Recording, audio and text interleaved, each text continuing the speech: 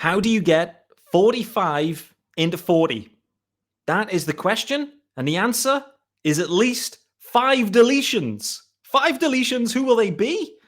Me and Shaun Barrett are going to dig into this one on today's episode and tomorrow's episode. So 2 episodes at least covering the 40-man crunch that the Marlins face in the coming days. You are Locked On Marlins, your daily podcast on the Miami Marlins. Part of the Locked On Podcast Network, your team every day.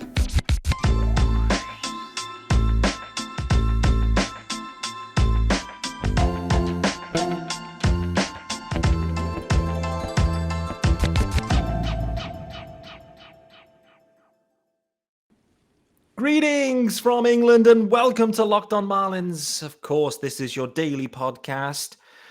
And I am your host, Peter Pratt. Welcome to the Monday episode. Thank you for making Locked On Marlins your first listen of the day and joining me also in the house, Shaun Barrett. But before I introduce Shaun fully, reminder, follow me on Twitter at Miami_Marlins_UK.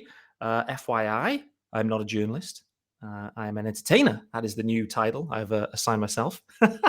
And also, if you are listening on the podcast, wherever you get them, a reminder, it's free and available everywhere. And hit subscribe wherever you get them. Leave a review. Why not? 5 stars appreciated.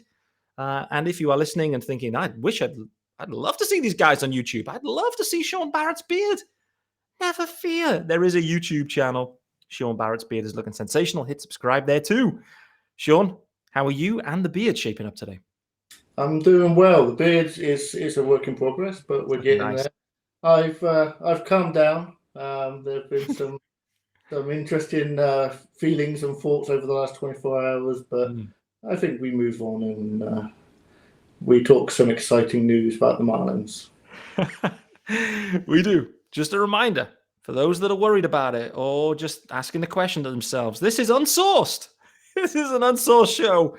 This is a fan podcast. I am a fan and Shaun is a fan, and we're 2 fans here giving you guys entertainment, fun, and discussion. And the topic of discussion today is the 40-man. Well, it's the 45-man that needs to be a 40-man real soon. And the Marlins have some decisions to make, and so we are going to dig into it. They've already started making decisions because there's already been 3 guys come and gone. So let's maybe briefly start there, Shaun, on what we've already gleaned. And for me, the biggest news is that Shaun Gunther was waived. He's had Tommy John, likely to miss, let's say, most of 23. Shaun Gunther waived and claimed by the Tigers. That one shocked me in some ways. How bad must the Tigers roster be? Exactly. It's concerning, isn't it? I think it's a weird situation. I mean, they're going to have their own crunch to get down to 40. If they can, they may end up DFAing him as well. It's not a case of that they have to put him on their 40-man. They can still make that decision. So maybe they've got a few decisions to make and they just want to add his name to the list. Ultimately, it's a no-risk situation for them. If they DFA him and lose him, then that so be it. If they DFA him and he goes down, he doesn't actually take a spot in the 40-man going into the season. So essentially, they've got a depth piece for free. So I think that's probably where their mind was thinking. But yeah, you do need to worry about any Tiger fans that you've got as friends and their mental well-being for a team that is an upgrade for. For sure. I don't know many Tigers fans. I'm not going to lie. I do know one, and he's one of the mainstays of the UK community, Jed. Jed, I hope you are listening. Jed did actually text me straight after that news dropped saying, how is he? Is he any good? And I said, Jed, I've no idea. But good luck with him. Let's see what the Tigers can do in 23. The other news then, Paul Campbell and also Jake Fishman were DFA'd, waived effectively, and were then outrighted. So Campbell comes off the 60-day IL, again, because there is no 60-day IL really anymore for this point. But those boys cleared waivers and are then still with the organization at this point, I believe, in Fishman and Campbell.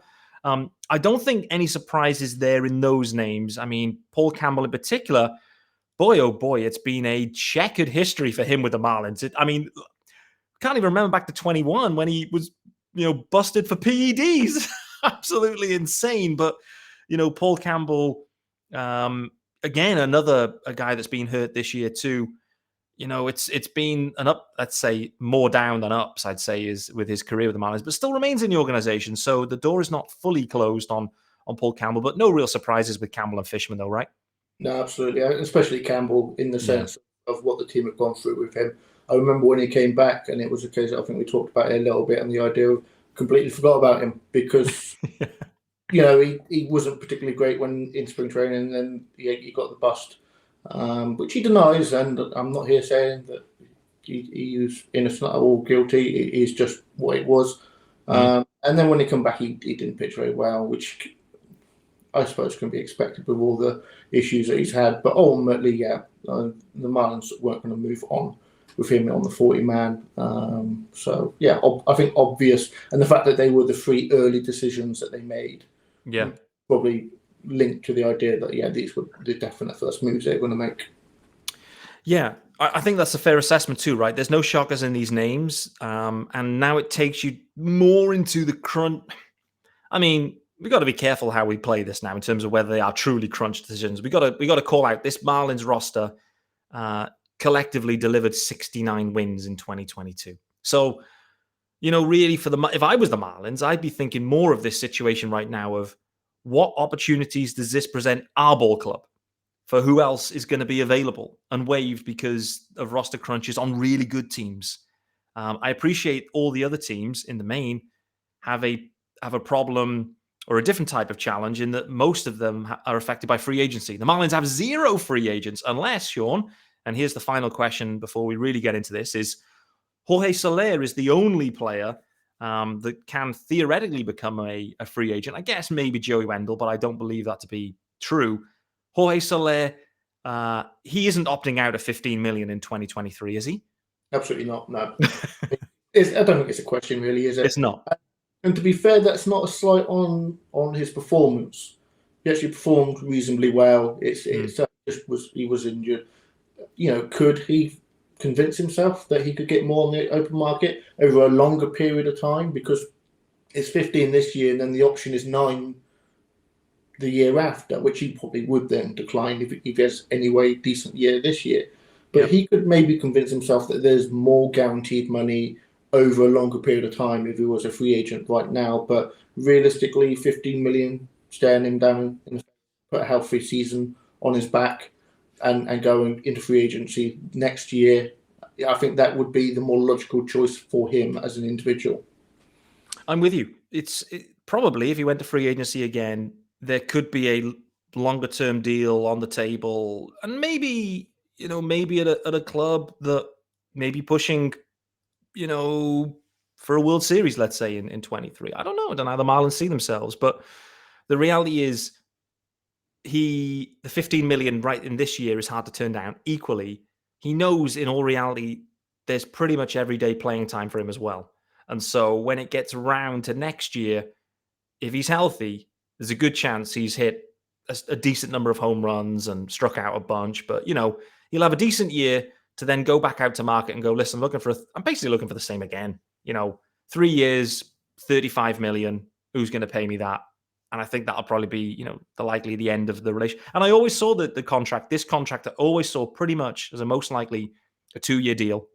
And that third year, I always felt it's very unlikely that would be consumed. Obviously, Soler is a complete bust this year or is hurt again. Maybe he'll just take the extra, exercise the third. But anyway, I don't expect him. I'd put it out there. Imagine if Craig Mish replied to that saying, do you think he might have told the Marlins already his intentions if he was intending to opt out, which I think was Craig's way of saying, Pete, he's opting in to this deal. And so we'll take that cryptic message from our Marlins insider, Craig Mish, that Jorge Soler will be on the roster, which means we still have 5 to go to get down from 45 to 40. Shaun, we're going to do the ad, and then we're going to start. And I'd like you to think about at least one name that you think should be in consideration here for being removed from the 40-man. But guys, I will let you know in the meantime about our good friends over at BetOnline, of course. And betonline.net is your number one source for sports betting info, stats, news, and analysis. And you can get the latest odds, trends for every professional and amateur league out there, from football to basketball to soccer and esports. We've got it all at betonline.net. And if you love sports podcasts, and if you're listening, you certainly do, you can find those at BetOnline as well. We're always the fastest and easiest way to get your betting fix. You can head to the website today or use your mobile device to learn more. Of course, guys, BetOnline, and it is where the game starts. Shaun Barrett, 40-Man Crunch, episode 1. Where are we starting? I'm going to start with a name that we don't really talk about a lot, and that's mainly because he's stuck down in AA, not doing much, and that's Jose Devers. It's just a weird situation, isn't it? We've got a guy down there who's getting older, has some good defense in the middle infield, is essentially a depth piece, but has shown absolutely nothing. A 51 WRC plus at AA at 22, when you're hitting an empty, stick. There's no power there. I just don't see the scenario where the Marlins have an injury in the season and they go, bring up Jose Devers. He's the option. I just think he's just the odd man out for me offensively. At no point do we talk about him. At no point were we excited about him. At no point were we thinking that he was an option for the Marlins. And I just don't see a reason why any team in Major League Baseball are going to see him on the waiver wire and think, got to snap him up. I think he would pass through waivers. And I think that for a team like the Marlins, and any team really, when you DFA a guy, you want him to go down. You don't want him to get claimed because you keep him in the organization. So I think for me, he is an obvious candidate. He definitely is. It wasn't the name that I initially thought of like straight away or where my eyes went to, but I know the guys at Fish Stripes and Eli had a nice article about this very topic last week. And I think that's fair. I mean, he's 22. He just on the flip side. So I'm going to kind of argue the flip side of this one. But I'm in agreement with both yourself and Eli that he's absolutely a contender. He's got one option year remaining, and I think that's important. So it means that if they do retain him, they have the ability to option him down, back down to the minors in 2022, which will likely happen if they do decide to keep him. The thing that I'm thinking about here with Devers is, what about in 23?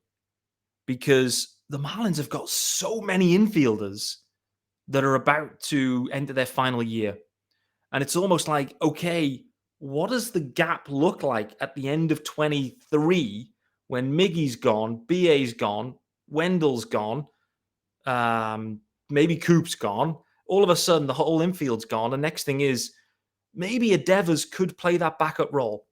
I don't disagree with you, though, Shaun. And actually, if we kind of look at things, they could be deliberating, and this is where I'll segue into, they could be deliberating, do we prefer Jose Devers or do we prefer Luke Williams, perhaps? And I guess with Luke Williams, he also has minor league options too. And let's be totally honest, Luke Williams, in the playing time he had at the major league level, I think performed okay. I've got no problem with Luke Williams being a bench stick or AAA depth. What about you on Luke Williams? Yeah, I think probably, that depth at AAA rather than on the bench to begin the season for sure. Yeah. But the fact that they brought him up, the fact that he got that major league playing time proves that the organisation have him, in my eyes, over Devers on that depth chart. He's got that flexibility. He can play all over the field. The offensive numbers weren't great, but a positive WAR, a player with a positive WAR on the Marlins is not always a guarantee. So it is a case of, I think he got his opportunity. I think if I had to flip a coin and guess which one was going to stay on the roster, I'd lean Luke Williams. Yeah, it may be that both of them are in trouble. I guess we'll wait and see. It's all going to blend into some of the other decisions they maybe need to make. But I think let's put Devers as one of those guys. And maybe there's, again, with Devers, young guy, had some promise. And actually, when he was called upon in 21, let's not forget in 21, he was way overmatched. But the Marlins at that point just had zero depth at any level. And it was like Devers was forced into this situation. I felt like he kind of handled himself okay. Clearly, he was very young at that point. But I felt like the future, it felt like there was a bright future at that point. We're, a year and a half maybe on from that. Maybe we've cooled. Like you said, the numbers just in 22, just not good. Like, just no good. But I am interested to see what they do with that one. But let's put him in the slot one and say Devers is the first of the 5. I now want to ask you about someone that I was thinking about on the pod yesterday. And I need to get another opinion on this. I want to talk about Eliezer Hernandez specifically. So with Eliezer Hernandez, he's in arbitration. He's arbitration eligible, and it's projected at, let's say, $2 million. Are the Marlins paying $2 million for Eliezer Hernandez at this point? And what's your view of him? Clearly, I think they seemingly cooled on Eliezer Hernandez last year. They gave him plenty of opportunity. Once that opportunity they decided to move away, they never really went back to him. And I think that was pretty telling. For me, I think his time with the Marlins is over. What about you? Oh, absolutely. I mean, they brought him back up basically to 8 innings, didn't they? I think the question of will the Marlins pay him $2 million, the answer to that is they may as well pay me $2 million, to be honest. Is pretty obviously no. I mean that number is far too high for a player of his caliber, and it's far too high for the Marlins to be paying anybody that has contributed so little to the team. He is an obvious candidate because even at a league minimum, I'd still be saying that was probably the case. But for a player that is, into arbitration, is earning some actual money, I don't see the Marlins having him on the roster anytime, anywhere near getting to opening day. So I think he is an obvious candidate to go. I just can't see a role for him now. I just can't. He's clearly not going to be starting and shouldn't be starting games. He was, it's sad, right? Because at one point it was like, listen, Eliezer, perfectly legitimate 5th guy, 5 innings, all good. It was just, I think they tried to overpush him at times last year, and there was just the home runs would come in and 3rd time through the lineup and stuff. And, I think we all just kind of understood where we were at with Eliezer, and it felt like they made a decision. And at that point, for $2 million, I just can't see them paying it. And so, it may be that he remains on the 40-man for now, because they may see an opportunity to trade him. But I don't know. I think that may be a fallacy. I just think the Marlins probably just need to kind of move on and just outright release Eliezer and just move on. I just can't see a role for him. You never know, but I can't. Shaun, one more, and then we will go. This doesn't have to be one that you think has to go. Maybe there's a guy that's on the fringe that you like. I'm happy for you to take it as you want. I'm conscious that we only have a couple of minutes left. I'll stick with a guy that I actually think would be a good player for the Marlins and to keep. And that's a guy that I didn't badmouth him. I just you never do that he wasn't playing well, which was the case. I mean, you can't say anything otherwise. And that's Tommy Nance. And the reason why he struggled, and I remember talking about him and talking about the idea that I liked Tommy Nance because when he came on to the field, I knew that I could turn the game off. And the game was over because he was coming in for mop-up duty and didn't do a good job of mopping up either. But the second half of the season, he actually really turned it around. And he can strike a guy out. He's got good strikeout rates, but the walk rate plummeted. He's really got his control under control. And I think it ended up with a 2.5 ERA from the 7th of July, I think the stat was. Okay. The FIP was a little bit higher, but it was still a very good player. If he can deliver what he delivered in the second half, he is going to be a valuable asset for the Marlins. And for them to get that from a player who really was dreadful, and I was calling for, that was around the time we were calling for Max Meyer to come up. Yeah. And everyone wanted him up because he was going to be this ace. I wanted him to come up just to get Nance off the field. So I just want to give a little bit of time to say a positive about him because I did say so much negative about him. I think that's fair, mate. I mean, you look at his overall numbers and, at the end of the year and, 4.3 ERA. It's okay. He's got one option year remaining. He was a waiver claim, by the way, from the Cubs at the start of 22. So it's like the Marlins are hugely invested in him in general. But nevertheless, I can see the argument. It's one of those with the relievers that have kind of like, we've seen that with Fishman, right? Where there was just a needs must situation to add these guys. And at the end, you then got to just delete them effectively from the roster because they've been added for a purpose because they were run out of arms. But when everyone's back off the 40 man, they shouldn't be on there. I don't think that was the situation with Tommy Nance, to be honest with you. I think it's different with him. There's others that I think we should probably get into, and we will do, because we're going to carry this conversation on into Tuesday's episode. We're going to wrap it up on time, 20 minutes, just over. And thank you for joining myself and Shaun on Monday's episode of Locked On Marlins. Here's the good news, guys. We're both back on Tuesday. We're carrying on this conversation. We have 2 guys out of the 5 that we have, I will describe as penciled in for deletion. Eliezer Hernandez, Jose Devers. Join us Tuesday to find out who else will be joining them. See you then.